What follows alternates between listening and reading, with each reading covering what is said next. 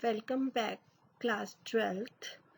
Today we will start with our next chapter, that is staffing. We are in the process of management. In the process of management, first step we have done planning, second we have done organizing, third step we are going for staffing. In the first function, planning function, we have planned what to do, and in the organizing function we have identified the various activities, put the similar kind of activities into a department, then we have assigned the authority responsibility relationship. Now we are going to arrange for the human resources in our staffing function. So before going to the staffing function, let us see what are the different concepts, points to be done in the form of content of the staffing syllabus.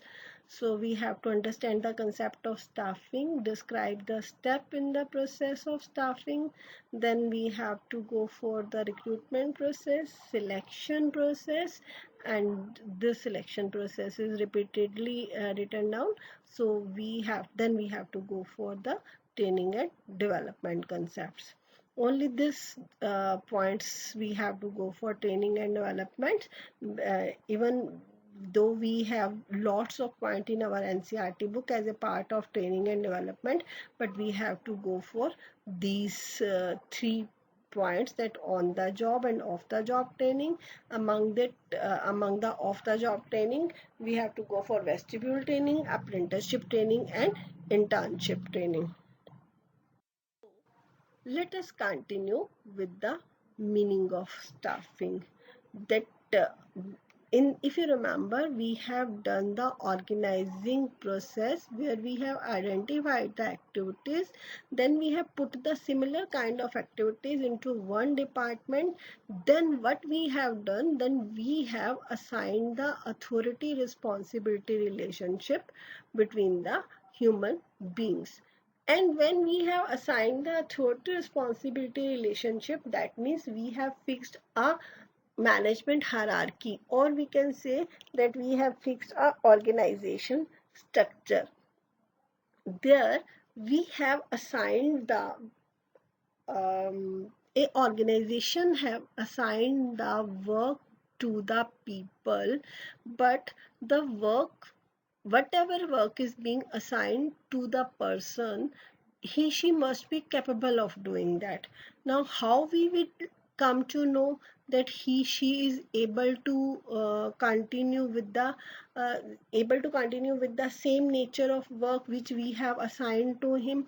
So this function, or this we can know with the help of our staffing function, where you are able to see that the various definitions of staffing function, but the last definition is, that is identifying work requirement of workforce to designing of organization structure. It seems a clear-cut definition of staffing function, or it describes clearly the staffing function. I'm not saying that rest of the definitions, they are not um, giving a right meaning of staffing function, but the last definition very much clarifies that what the staffing is.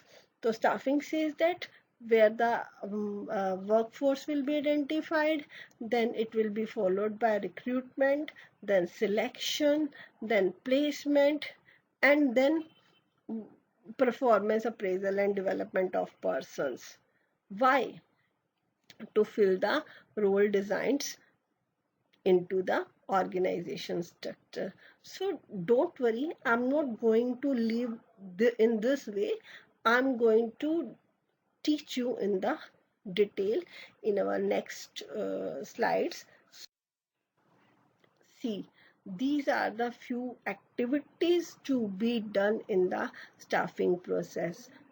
You know, that a series of activities are there. We have studied in our first chapter that management is a process.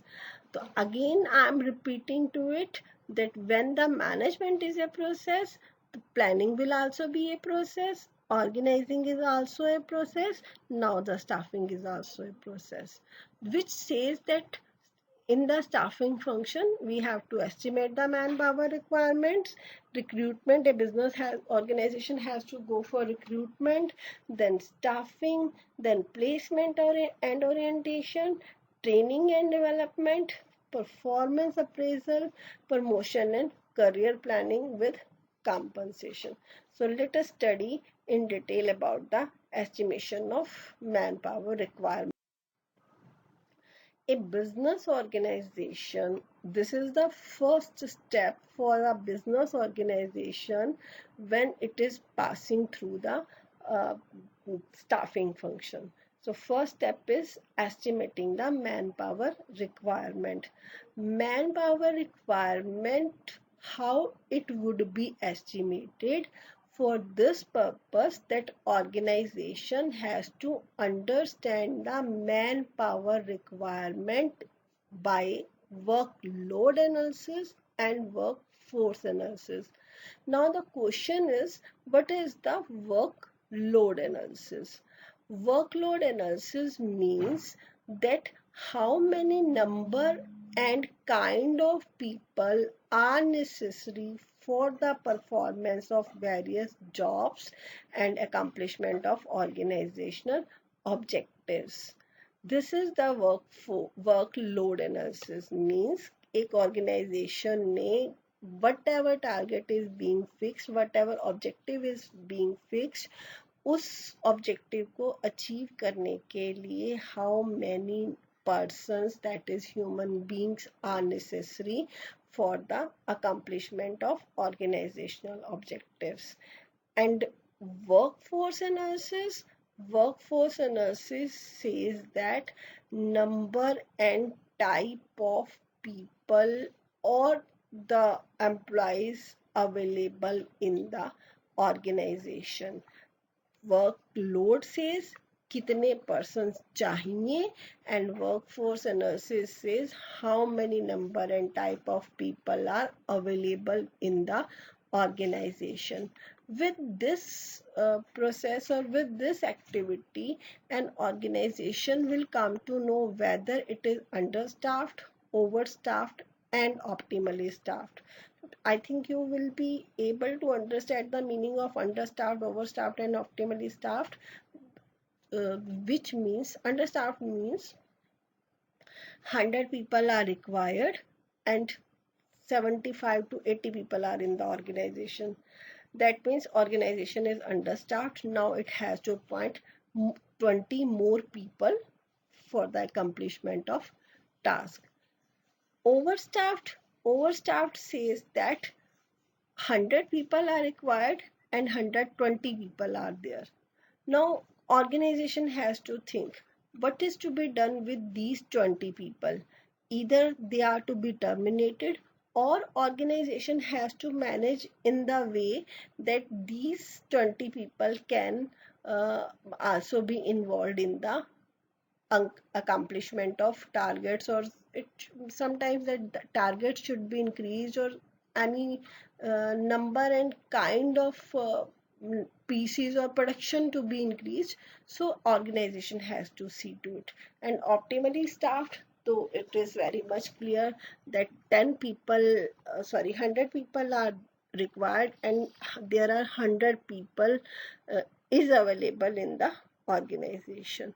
So it is very much important for an organization to translate its manpower requirement into the specific job descriptions. Specific job description means किस nature का काम है, उस काम को करने के लिए what should be the profile of candidate, what should be the qualification, experience, personality characteristics and so on. So it is the first step in the process of staffing. We will continue with next steps in our next lectures. So okay, thank you.